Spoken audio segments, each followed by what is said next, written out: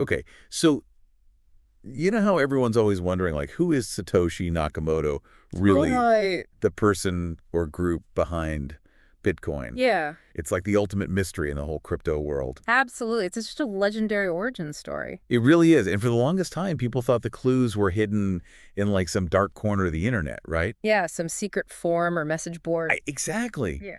But what if I told you that the answer might be hiding in plain sight, like in a video game from 1991? Whoa. Okay, you're gonna have to explain that one. I'm talking about Space Quest 4, Yeah. Roger Wilco, and the Time Rippers. Space Quest 4, that's a classic. It is, and it might just hold a piece of the Satoshi puzzle. So we're going full-on retro gaming for this deep dive then. We are, and I think it's going to be pretty mind-blowing. I'm definitely intrigued. So for anyone who might not have played it, Space Quest 4 was a point-and-click adventure game from Sierra Online.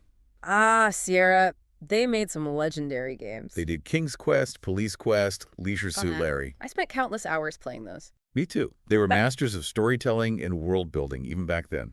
For sure. And what's the connection to Bitcoin exactly? Well, one of the details in Space Quest 4 that seemed totally random at the time was their in-game currency. Okay, every game has currency. What's so special about this one? They called it Buckazoids, and the logo looks almost exactly like the Bitcoin symbol. No way, seriously. Yeah, it's got that round shape, the central vertical line. It's crazy. That's a pretty wild coincidence. It really is, and what makes it even weirder is that Buckazoids were a functioning currency within the games world. So it wasn't just an aesthetic thing, it had actual utility. Exactly. You could use it to buy stuff from shops, vending machines, all sorts of things. That does add another layer to it. And remember, this is back in 1991, long before Bitcoin was even a glimmer in anyone's eye. That's true. So are we saying Sierra Online invented Bitcoin? Not exactly, Hmm. but to understand how this all connects, we need to dig a little deeper into Sierra's history. Okay, let's do it. So Sierra was founded in 1979, and they were pioneers in a lot of ways. Right, they were pushing the boundaries of what games could be. Exactly. They were creating these complex interactive worlds with stories, characters, and even economies. And those economies were actually pretty sophisticated for the time. They were. You had to think about things like scarcity value transfer, making sure the in-game economy was balanced. And those are some of the same fundamental challenges that Bitcoin aimed to solve in the real world. So it's not a stretch to imagine that some of the ideas behind Bitcoin might have been brewing in the minds of game developers back then. That's a really interesting thought. And Sierra's influence wasn't limited to just their own games. They also distributed titles developed by other companies. Like what?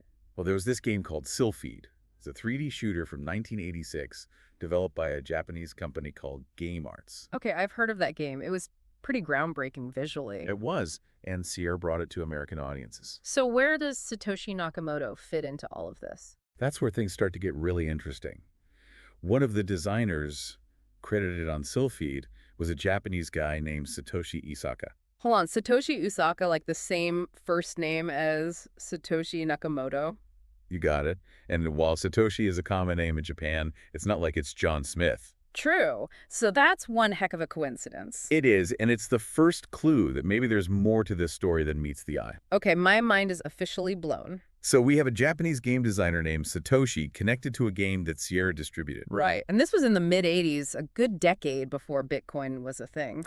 Right. So let's fast forward a bit and introduce another key player in this story, Rod Nakamoto. Nakamoto, that name sounds familiar. He was a game developer who worked for companies like Sweet Microsystems and Interactive Designs. Okay, and what did Interactive Designs do? They developed games for a bunch of different publishers, including Sierra Online. Ah, so there's the Sierra connection again. Exactly. And there are two things about Rod Nakamoto that are really important for our deep dive. I'm guessing one of them is his last name. You nailed it. He shares the same last name as Satoshi Nakamoto. And that's not a common name either. Nope, not at all. But the second detail is even more intriguing. Lay it on me. Rod Nakamoto lived in Mesa, Arizona. Mesa, Arizona? Why does that sound familiar? Because that's where Hal Finney lived. Wait a minute, Hal Finney, the cryptographer? The one and only. The guy who received the first ever Bitcoin transaction from Satoshi Nakamoto. That's right. And he was living in the same town as a game developer with the last name Nakamoto. Okay, now we're talking. This is getting seriously spooky. It is, and it gets even weirder. Hal Finney was deeply involved in cryptography and digital currencies back in the 90s. So he had the technical knowledge to create something like Bitcoin. Absolutely. And he was right there in Mesa, Arizona, where Rod Nakamoto lived. So they could have easily known each other, maybe even collaborated. It's definitely possible. I mean, think about it. You have a game developer with the same last name as Satoshi Nakamoto. Living a stone's throw from one of the earliest and most knowledgeable Bitcoin proponents. It's almost too much of a coincidence. Almost. And to add another layer to this whole thing, we can't forget about Rod Nakamoto's wife, Nancy Nakamoto. Right. Nancy was a co-founder of Interactive Designs, that game development studio we talked about earlier. The one with ties to Sierra. Exactly. Right. And she wasn't just there for moral support. She was a project manager and artist. Wow, so she was a serious part of the operation. She worked on games like Disney's Tailspin and Green Dog, The Beached Surfer Dude, both for the Game Gear. That's pretty impressive. And she even did artwork for earlier titles like Platoon on the Apple II and Karnov for the Macintosh. So this wasn't some small-time operation. They were working on some major titles. They were, and it gets even more interesting. Interactive Designs was acquired by Sega of America in late 1992. Whoa, Sega, that's a huge name in gaming. It is, and they became the Sega Interactive Development Division, or SIDD. So Nancy continued her career at Sega. She did, which shows you how talented and respected they were in the industry. Absolutely, but for our purposes, it's their work at Interactive Designs and their connection to Sierra that's really key. For sure. Okay, so we've got Satoshi Uesaka, the Japanese game designer Rod, and Nancy Nakamoto, the game developers with the right last name, and Hal Finney, the cryptography expert. All connected to Sierra in some way. And all either living in or connected to Mesa, Arizona. It's like a conspiracy theorist's dream. It kind of is. And there's one more person we need to introduce, Robert Morgan. Who's that? He was hired by Rod Nakamoto at Interactive Designs in 1990. Okay, so he was working alongside Rod and Nancy. He was, and one of the projects he worked on was an NES game called California Raisins, The Grape Escape. I love the California Raisins. Me too. Unfortunately, the game never actually got released. Ah, that's a shame. It is. But what's important is that Robert Morgan was right there in the thick of it at Interactive Designs. Another piece of the puzzle. Exactly. And after the Sega acquisition, he went on to work on the GMS sound driver for Genesis games. So he had some serious technical chops. He did. And reportedly, he even worked out of the Nakamoto's living room for a while. Seriously. Yeah, that's how close-knit this whole group was. That's wild. I mean, you can just imagine the conversations they must have had. Right. Brainstorming ideas, bouncing concepts off each other. It's not hard to imagine that the idea of a decentralized digital currency might have come up at some point. Exactly. Especially with Hal Finney right there in the mix. The guy was practically obsessed with cryptography and privacy. He was. And he was also a big believer in the potential of digital currencies. So it's not a stretch to think that he might have been the technical brains behind Bitcoin. And maybe he got some of his inspiration from the work being done at Interactive Designs? Like the Buckazoids in Space Quest 4. Exactly. So we have this core group of people with the right skills, the right connections, and the right ideas. And they were all in the same place at the same time. It's almost like the stars aligned. But hold on, we're forgetting about the creators of Space Quest itself. Oh, yeah. Scott Murphy and Mark Crow, the two guys from Andromeda. Those guys were hilarious. They were brilliant comedic writers, and they were the ones who came up with the whole Buckazoids concept. So do you think they were in on this whole Satoshi thing? It's hard to say, but they were known for sneaking some pretty deep ideas into their games. True.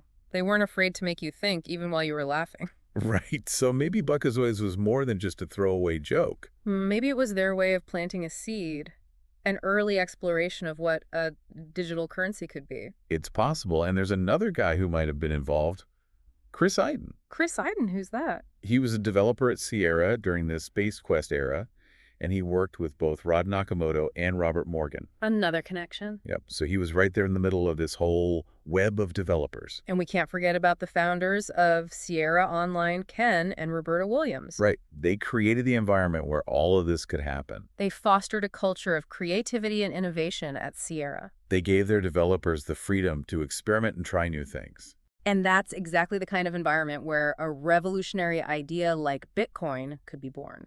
And then there's Jeff Stevenson, the lead programmer on a lot of Sierra's biggest titles. What about him? He was the guy who designed the scripting languages and the underlying framework for how a lot of these games worked. So he would have been involved in creating the actual mechanics of in-game economies. Exactly, and maybe he even had a hand in designing how the Buckazoids functioned in Space Quest 4. It's possible, and you know what? This is all starting to make me think. What's that? What if Satoshi Nakamoto wasn't just one person? Like a group effort. Exactly. Maybe it was a collaboration between Hal Finney, Satoshi Uesaka, and Rod Nakamoto. With contributions from people like Nancy Nakamoto, Robert Morgan, and maybe even the two guys from Andromeda. It would explain why the Satoshi identity has been so hard to crack. Because it was never one person to begin with.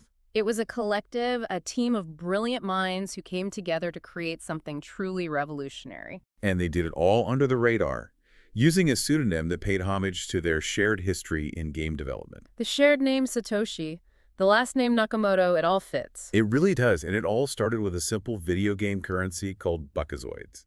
The currency that looked suspiciously like the Bitcoin symbol. And that was created by a group of developers who are connected to some of the biggest names in early cryptography. It's mind-blowing when you think about it. It really is. So let's recap what we know. Okay. We have a Japanese game designer named Satoshi Uesaka, who worked on a game distributed by Sierra Online. Right. And he shares the same first name as Satoshi Nakamoto. Then we have Rod Nakamoto, a game developer with the same last name as Satoshi Nakamoto. And he was living in Mesa, Arizona, just a short distance from Hal Finney. A cryptography expert who was deeply interested in digital currencies. And who received the first ever Bitcoin transaction. And let's not forget about Nancy Nakamoto, Robert Morgan, and all the other developers who were part of this Sierra ecosystem.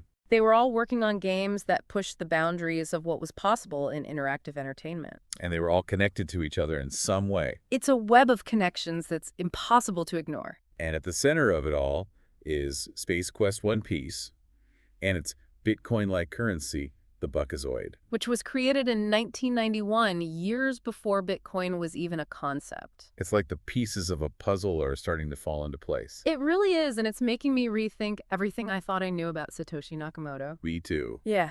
So what do you think really happened? Well, I think it's highly likely that Satoshi Nakamoto wasn't a single person. But a group. Exactly. A group of talented developers who were inspired by their work in early video games. And who decided to use their skills to create a real-world digital currency. A currency that would change the world as we know it.